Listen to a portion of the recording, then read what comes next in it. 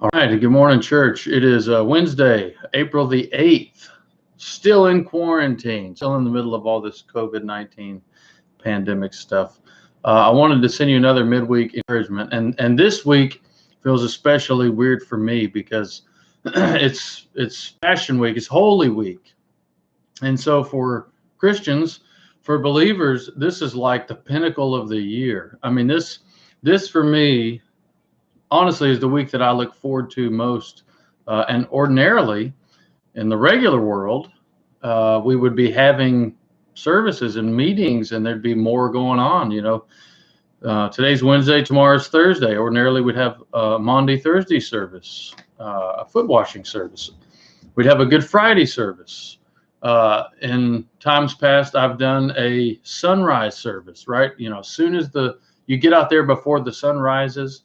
And you watch it rise up over the trees, and you're worshiping and you're singing together, and there's a breakfast, and it's just a big celebration, and it's a glorious week. And so this week in particular, I'm really feeling the effects of not being able to gather and not being able to assemble, and it's still weird and it's still new to me.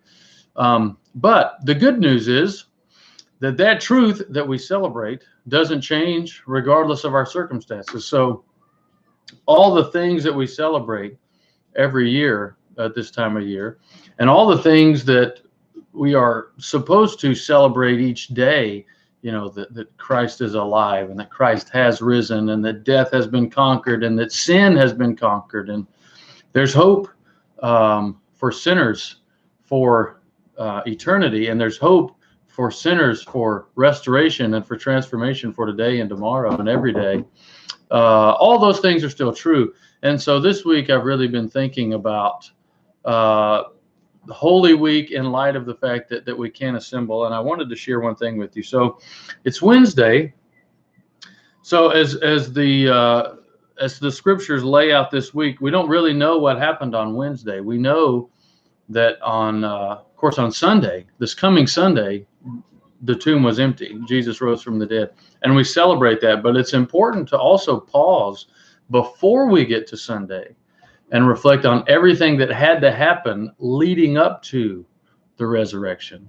So Sunday's the resurrection. Saturday is a day, it's a day where Jesus is in the tomb. He's already been crucified, and everything is scripturally, for those that were there, everything is sad, and what just happened. And then of course Friday, Good Friday, which by the way, we're going to have a Good Friday service. Henry is doing the work of compiling videos and editing them, and so we'll get that out to you. So we are going to have a Good Friday service. But of course, Good Friday is when we remember Jesus's death, his crucifixion, when he was physically killed, his blood was shed, his body was actually beaten. He was essentially tortured, and then tortured more by the mode of death, crucifixion.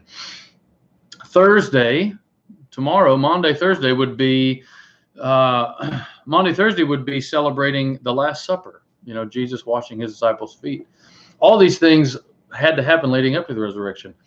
Yesterday would have been when scripture tells us that Judas Iscariot agreed to betray Jesus. And so we're in the middle of today. Wednesday would be in between the day that Judas Iscariot agreed to betray Jesus and hand him over to the Sanhedrin, and Thursday, when Jesus would have, with Judas Iscariot, shared in the Last Supper during the time of Passover. And oh, by the way, washed Judas Iscariot's feet when he knew that I had already agreed to betray him, and he knew that he was going to betray him. And so I want to read to you just one verse from John 13. It's the first verse.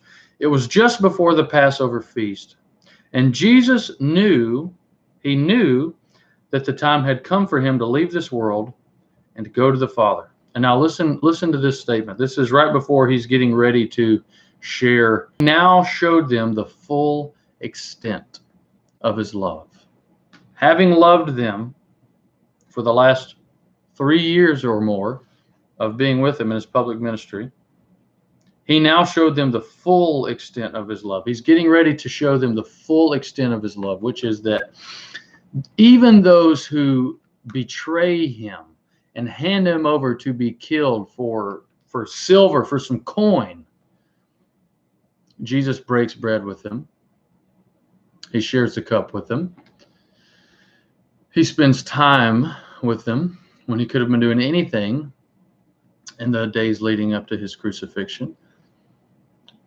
And amazingly, he washes Judas's feet.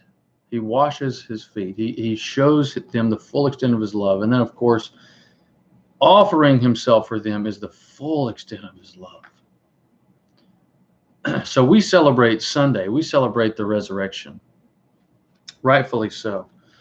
But may we not gloss over the events of this week, where Jesus demonstrates to us who are unworthy, us who are sinful, us who by no way could we ever earn sitting at the table with Jesus and having Jesus wash our feet. That idea blows my mind.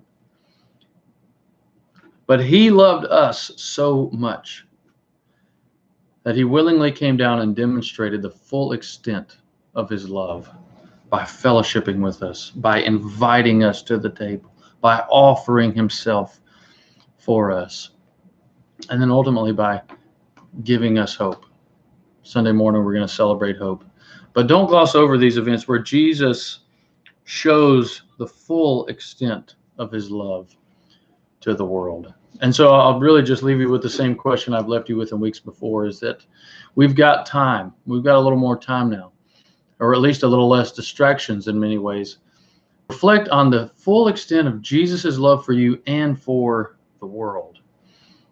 And then ask yourself that important question of, what can I do to share with others? And it could be just a very simple sharing of your own reflection on God's love. Listen, I was spending time reflecting on the events of this week, and I just want to share something with you real quick, and then whatever it is. But the full extent of God's love is on display this week. It's a wonderful week to be with Jesus. It would be a wonderful week to be together, but this medium right here will have to do for now. But hey, listen, I love you. I'm praying for you. Please let us know if we can do anything. And we are going to send out a video for Good Friday. And just trust that will bless you. But spend some time this week reflecting on Jesus and the full extent of his love that he put on display for you and for the world this week. So God bless you, and I hope to see you soon.